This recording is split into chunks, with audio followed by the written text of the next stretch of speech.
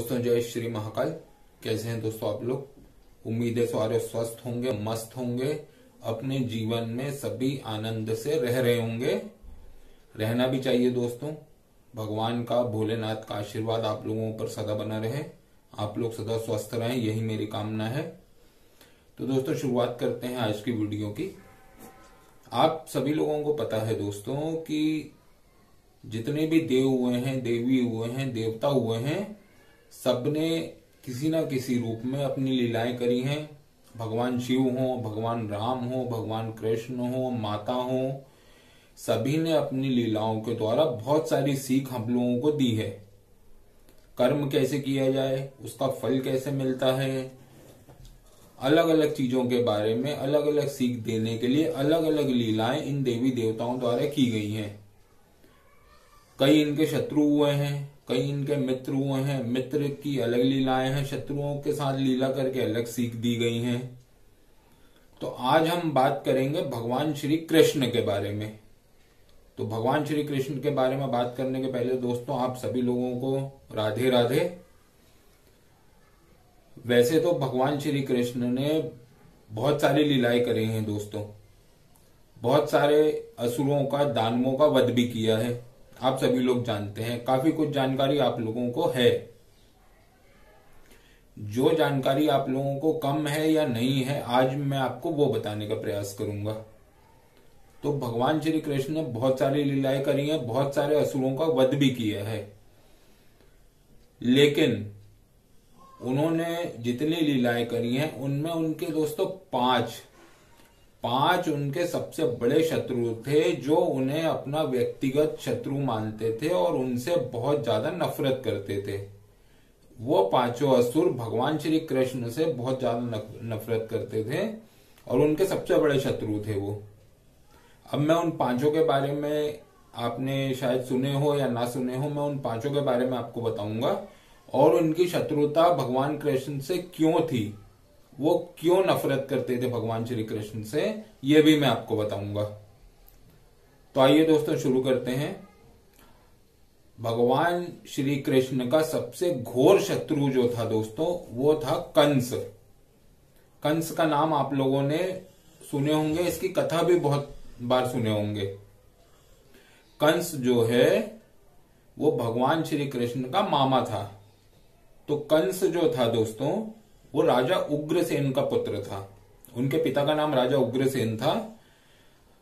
राजगद्दी के लालच में अपने पिता को गद्दी से हटाकर वो खुद राजा बन गया था और इस काम में उसका साथ दिया था जरासंध ने।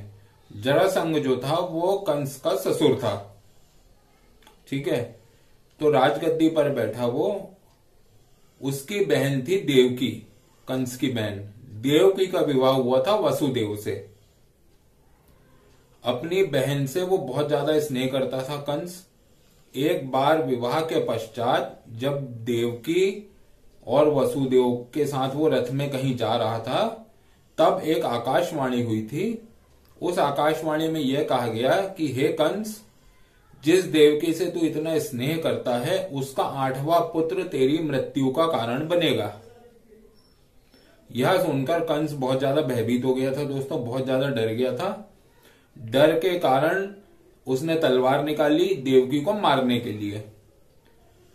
तभी वासुदेव जी ने उन्हें समझाया कि हम अपने पुत्र को आपके हवाले कर देंगे, आप देवकी को मत मारिए। तब वो इस बात के लिए मान गया और उसने कहा कि आप मुझे अपना पुत्र देंगे। जब पहली संतान हुई देवकी और वसुदेव की, तब वो अपना पुत्र देने पहुंचे। तब कंस ने कहा कि मुझे आपका 8वां पुत्र चाहिए, ये नहीं चाहिए। लेकिन तभी नारद जी ने आकर उससे कहा कि स्वयं श्री हरि इनके गर्भ से अवतार लेने वाले हैं और वो तेरा वध करेंगे, क्या पहला और क्या 8वां। ये भी दोस्तों भगवान की एक लीला थी कि नारद जी ने जाकर कंस को ये बात बताए, क्योंकि वो कोई मौका नहीं देना चाहते थे कि जिससे कि कंस का नाश ना हो। कंस का नाश सुनिश्चित करने के लिए यह लीला भगवान ने स्वयं रची थी। तो नारद जी ने जैसे ही उसे बताया तो कंस और ज्यादा भयभीत हो गया। जब नारद जी ने ये सब बात कंस से कही दोस्तों, तो कंस ने उस संतान का वध कर दिया। उसके बाद एक एक करके 7 संतानों का कंस ने वध किया। 8वें रूप में जब स्वयं श्री हरि ने अवतार लिए उनके गर्भ से, उसके बाद उनके अवतार लेने के बाद क्या हुआ, अचानक पूरे वहां का जो माहौल था वो बदल गया। सारे पहरेदार सो गए। आप लोगों ने कथा सुनी होगी। उसके बाद वासुदेव जी अपनी 8वीं संतान को लेकर गोकुल जाते हैं। वहां पर जाकर यशोदा जी की जो पुत्री हुई थी योग माया के रूप में, उसे लेकर आते हैं। वो माया अपनी छवि दिखा देती हैं और कहती हैं कि 8वीं संतान तो कहीं और पल रही है, अब तेरा नाश निश्चित है। तो ये सारी कथा थी दोस्तों। उसके बाद कृष्ण जी जब बड़े होते हैं, वो कई राक्षसियों को भेजता है, कई राक्षसों को भेजता है, नगर के सारे बच्चों को मार देता है, और सारी कथा आप लोगों ने सुनी है दोस्तों ये। उसके बाद वो कृष्ण जी और बलराम जी को बुलाता है, युद्ध करता है, और फिर कृष्ण जी उसे सिंहासन से उठाकर पटककर जमीन पर मल्ल युद्ध में उसे मार देते हैं। ये जो कंस था दोस्तों, ये पूर्व जन्म का कालनेमी था। एक कालनेमी नामक राक्षस हुआ था जिसे श्री विष्णु अवतार श्री भगवान श्री राम जी ने मारा था। ये वो कालनेमी का अवतार था कंस। तो इस तरह कंस की मृत्यु हुई, और कंस इसलिए कृष्ण जी का शत्रु था क्योंकि उसे अपनी मृत्यु का भय था उनसे। ठीक है दोस्तों, ये था पहला शत्रु। दूसरा भगवान श्री कृष्ण जी का सबसे बड़ा शत्रु था जरासंध। अब इसका नाम जरासंध इसलिए पड़ा था क्योंकि बचपन में जब ये इसकी उत्पत्ति हुई थी दोस्तों, इसका जन्म हुआ था, तो ये 2 टुकड़ों में था, 2 टुकड़ों में बटा हुआ था। तो एक जरा नाम की राक्षसी ने इन दोनों टुकड़ों को मिलाकर इसे एक किया था और इसे जीवन दान दिया था, इसलिए इसका नाम जरासंध पड़ा हुआ था। इसने दोस्तों 18 बार अपने दामाद कंस की मृत्यु होने के बाद 18 बार इसने मथुरा पर आक्रमण किया था, और हर बार इसे हार का सामना कर कर भागना पड़ा था। तो ये कृष्ण जी का बहुत बड़ा शत्रु था। इसकी मृत्यु जो हुई थी वो महाभारत युद्ध में हुई थी। भीम ने पटक कर अपनी गदा से मारकर इन्हें मृत्यु लोक भेजा था। तो ये था दोस्तों जरासंध। तीसरा सबसे बड़ा शत्रु था भगवान कृष्ण का दोस्तों शिशुपाल। शिशुपाल की कथा मैंने अपने एक पिछली वीडियो में आपको बताई है कि ये पूर्व जन्म में कौन था। ये भगवान विष्णु का द्वारपाल था, जो जिसने 3 जन्म भगवान की शत्रुता स्वीकार करी थी और भगवान के हाथों अपनी मृत्यु निश्चित करी थी ताकि ये वापस विष्णु लोक में जा पाए। ये कथा मैंने अपनी पिछले एक वीडियो में बताया हूं। अगर आप लोगों ने नहीं देखे हैं तो आप जाके इसे देख सकते हैं। शिशुपाल जो है दोस्तों, वो भगवान कृष्ण की बुआ का लड़का था, मतलब भगवान कृष्ण का भाई था, चचेरा भाई कह सकते हैं। भगवान कृष्ण का कजिन था ये शिशुपाल जो था। ये जब इसका जन्म हुआ था दोस्तों, तो इसकी 3 आंखें थी और 4 हाथ थे। 2 आंखें तो थी, एक आंख इसकी भालू जैसी निकली हुई थी, और 2 हाथ जो हैं इधर से वो आड़े टेढ़े से समझ लो तो आप थोड़े से कि निकले हुए थे। तो जो शिशुपाल के माता पिता थे वो इसे छोड़ रहे थे, इसका त्याग कर रहे थे। तभी वहां पर एक ऋषि ने उन्हें बताया कि जिस व्यक्ति के हाथों में जाकर, जिस व्यक्ति की गोदी में जाकर शिशुपाल के एक आंख और जो इसके 2 अलग से हाथ हैं वो अगर गायब हो जाएंगे, उसके हाथों इसकी मृत्यु होगी और ये ठीक हो जाएगा, लेकिन उसकी गोदी में जाके। तो उसके बाद सभी राजाओं को, दानवों को एक एक करके गोदी में लिया गया, उसको गोदी में दिया गया शिशुपाल को। आखिरी में जब भगवान कृष्ण ने शिशुपाल को अपनी गोद में लिया, अपने हाथों में लिया, तो उसके आंख और हाथ गायब हो गए और वो सामान्य अवस्था में आ गया। तब कृष्ण जी की जो बुआ थी, उन्होंने कृष्ण से कहा कि तुम मेरे बेटे को क्यों मारोगे, तुम इसके भाई हो, तुम इसे नहीं मारोगे, तुम इसे क्षमा कर दो। तब भगवान श्री कृष्ण ने अपनी बुआ को वचन दिया कि मैं इसकी 100 गलतियों को क्षमा करूंगा, 101वीं गलती पर मैं इसका नाश कर दूंगा, मैं इसको मृत्यु दंड दूंगा 101वीं गलती पे। तो ये प्रण देकर भगवान कृष्ण वापस आ गए थे। उसके बाद शिशुपाल वहां का राजा बना अपनी जगह का। भगवान श्री कृष्ण से वो बैर क्यों रखता था दोस्तों, ये मैं आपको बताता हूं। भगवान श्री कृष्ण की जो पत्नी थी रुक्मणी, रुक्मणी से शिशुपाल विवाह करना चाहता था। रुक्मणी का भाई था रुक्मी। रुक्मी और शिशुपाल की बहुत अच्छी मित्रता थी। रुक्मी चाहता था कि उसकी बहन रुक्मणी का विवाह शिशुपाल से हो, लेकिन रुक्मणी और रुक्मणी के माता पिता चाहते थे कि उनका विवाह भगवान श्री कृष्ण से हो। तो रुक्मी जबरदस्ती रुक्मणी का विवाह शिशुपाल से करा रहा था, लेकिन भगवान श्री कृष्ण रुक्मणी जी का हरण करके ले गए थे और उनसे उन्होंने विवाह किया। इस बात की टीस शिशुपाल के अंदर हमेशा रही और वो भगवान श्री कृष्ण से बहुत ज्यादा नफरत करता रहा। यह नफरत दिन पर दिन दोस्तों उसकी जैसे जैसे बढ़ती गई, वो दंडता करता गया, भगवान श्री कृष्ण को गालियां देता गया। भगवान श्री कृष्ण उसे माफ करते गए, लेकिन एक बार जब युधिष्ठिर जी राजा बने, उन्होंने महल बनवाया। महल बनवाने के बाद जो दोस्तों एक उन्होंने यज्ञ का राजसु यज्ञ कहते हैं उसे, राजसु यज्ञ का उन्होंने आयोजन किया। उस आयोजन में दोस्तों देवी देवता सारे, राजा, असुर, ये लोग सारे आए थे, ब्राह्मण भी थे। तो उस यज्ञ में सबसे पहले अब ये निर्धारित करना था कि सबसे पहले पूजन किसका किया जाए। तो सर्वसम्मति से सबने ये निर्णय लिया कि भगवान श्री कृष्ण सारे देवों में पूज्य हैं, भगवान शिव सारे देवी देवता इनका पूजन करते हैं, तो सर्वप्रथम पूजा का अधिकार भगवान श्री कृष्ण का होगा। तो उसकी तैयारियां की जाने लगी दोस्तों भगवान श्री कृष्ण के प्रथम पूजन की। लेकिन शिशुपाल उसी समय उठ खड़ा हुआ और वो भगवान श्री कृष्ण को गालियां देने लगा। उसने बहुत सी अनर्गल बातें कही भगवान श्री कृष्ण के बारे में कि ये तो रणछोड़ है, ये तो चोर है, और ये ऐसा है, ये वैसा है, मतलब दुनिया भर की बातें भगवान श्री कृष्ण के बारे में उसने कहने लगा।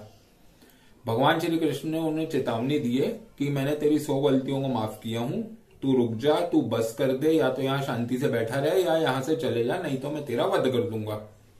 लेकिन शिशुपाल ना डरा ना माना, उसने लगातार गालियां देते गया और जैसे ही 101वीं उसने गाली दिया भगवान श्री कृष्ण को, भगवान श्री कृष्ण ने अपने सुदर्शन चक्र से उसके ऊपर प्रहार किया और उसका मस्तक धड़ से अलग कर दिया और उसकी मृत्यु हो गई।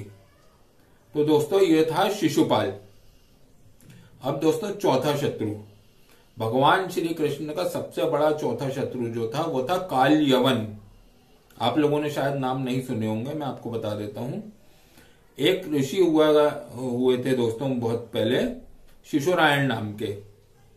उन्होंने भगवान शिव की बहुत घोर तपस्या की थी। भगवान शिव से उन्होंने वरदान मांगा था उनके प्रकट होने के बाद कि हे प्रभु, मैं एक ऐसा अजय पुत्र चाहता हूं जिसको कभी कोई ना हरा सके, ना जिसको कभी कोई मार सके, जो अजय हो।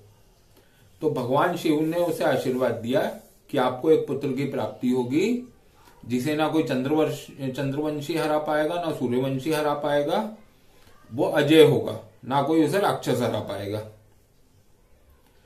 उसके बाद दोस्तों उनका एक पुत्र होता है, उस पुत्र का नाम काल्यवन रखा जाता है, जो कि अजय था। उसके बाद वहां का जो लोग था दोस्तों, वहां के जो राजा थे, उस राजा को कोई पुत्र नहीं था। तो उस राजा का मंत्री एक ऋषि के पास उन्हें लेके गया। ऋषि ने उनसे कहा कि आप ऋषि शिशुरायण के पुत्र को उनसे मांग लीजिए और उसे गोद लेकर उसका लालन पालन कीजिए, ये आपके लिए बहुत अच्छा होगा।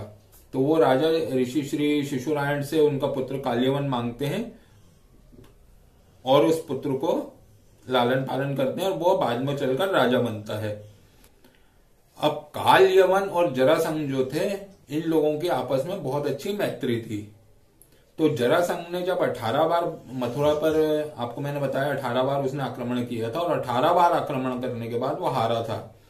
18वीं बार में उसने काल्यवन को उकसाया कि जाओ तुम भगवान श्री कृष्ण से युद्ध करो, जैसे तुम अजय हो वैसे वो भी अजय हैं, तो दोनों में से कोई एक रहेगा तो एक ज्यादा बड़ा कौन है, ऐसा उसने उकसाया।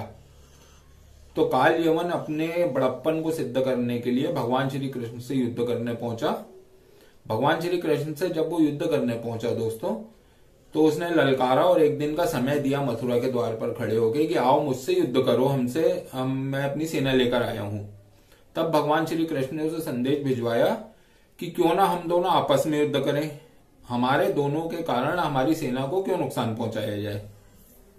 तो काल यवन इसके लिए तैयार हो गया दोस्तों। अब भगवान श्री कृष्ण उससे युद्ध करने पहुंचे अकेले, दोनों में युद्ध आरंभ हुआ। लेकिन यहाँ पे भगवान की एक और लीला दिखी दोस्तों, जिसके कारण भगवान श्री कृष्ण को रण छोड़ भी कहा गया है। उस युद्ध में वहां से वो भागे, काल यवन उनके पीछे पीछे भागा। भगवान श्री कृष्ण को पता था कि इसे भगवान शिव का आशीर्वाद प्राप्त है, तो ये ऐसे नहीं मर सकता है। तो वो भगवान श्री कृष्ण के भागा। भागते भागते भगवान श्री कृष्ण एक गुफा में चले जाते हैं। गुफा में जाने के बाद वो छुप जाते हैं। जब काल यवन उस गुफा में अंदर जाता है तो एक व्यक्ति को सिर तक चादर कंबल, आप कुछ भी कह सकते हैं, वो ओढ़े हुए सोता हुआ वो देखता है। तो उसे ये लगता है कि वो भगवान श्री कृष्ण सोए हैं, लेकिन वो भगवान श्री कृष्ण नहीं थे दोस्तों, वो इक्ष्वाकु वंश। इक्ष्वाकु वंश मतलब भगवान राम का जो वंश है। लव कुश जी के 50वीं पीढ़ी के एक राजा वहां पर सोए हुए थे। अब वो क्यों सोए थे उसकी कथा मैं आपको बता देता हूं। एक बार जब दैत्य और दानवों का युद्ध हुआ था, तो उस युद्ध में वो देवताओं की तरफ से लड़ने गए थे। उन्होंने देवताओं के साथ मिलकर युद्ध करा और असुरों को पराजित किया था। असुरों को पराजित करने के बाद देवता उनसे बहुत प्रसन्न हो गए थे। जब उन्होंने वापस जाने की अपनी मंशा दोस्तों जाहिर करी भगवान के सामने, देवता इंद्र के सामने, तो देवराज इंद्र ने उन्हें कहा कि देवलोक और पृथ्वीलोक के समय की गति में बहुत फर्क होता है। अब तुम वापस जाकर क्या करोगे? तुम्हारे सभी भाई बंधु, तुम्हारा राजपाट सब खत्म हो चुका है। तब उन्हें बहुत दुख हुआ और उन्होंने भगवान इंद्र से वरदान मांगा कि हे प्रभु, अब मैं अनंत काल तक सोया रहना चाहता हूं, कलयुग की समाप्ति तक मैं सोया रहूं, आप मुझे ऐसा वरदान दे दीजिए। तो भगवान इंद्र ने उन्हें वरदान दिया कि तुम अनंत काल तक सोए रहोगे, कलयुग की समाप्ति तक तुम सोए रहोगे, और जो तुम्हें उठाएगा और जिसकी तरफ तुम देखोगे वो जलकर भस्म हो जाएगा। तो ये वही राजा थे दोस्तों। भगवान श्री कृष्ण को पता था कि इन्हें ये वरदान प्राप्त है। तो जब वो काल यवन जो था, वो जब गुफा में घुसा, उसने देखा कि वो बंदा सोया हुआ, तो उसने पैरों की ठोकर मारकर उन्हें उठा दिया कि उठ, अब क्यों छुप कर सोता है। तो बड़े गुस्से में वो राजा उठे और उन्होंने नींद में से उठे थे और आंख खोलकर सबसे पहले काल यवन की तरफ देखा। तो जैसे ही उन्होंने काल यवन की तरफ देखा दोस्तों, वो जलकर भस्म हो गया और वहां उसकी मृत्यु हो गई। तो ये था काल यवन, जो भगवान शिव का चौथा बड़ा शत्रु था। अब दोस्तों पांचवा शत्रु भगवान श्री कृष्ण का था पौंड्रक। इसकी कथा भी आपको महाभारत में सुनने को मिल जाएगी। एक देश का ये भी राजा था दोस्तों। इसके पिता का नाम भी वसुदेव था। इसके मंत्रियों ने और इसके सलाहकारों ने इसे ये कह दिया था कि असली नारायण के अवतार आप हैं, वासुदेव असली आप हैं, वो जो कृष्ण बना हुआ है वो नकली है, वो अपने आप को झूठ कहता है।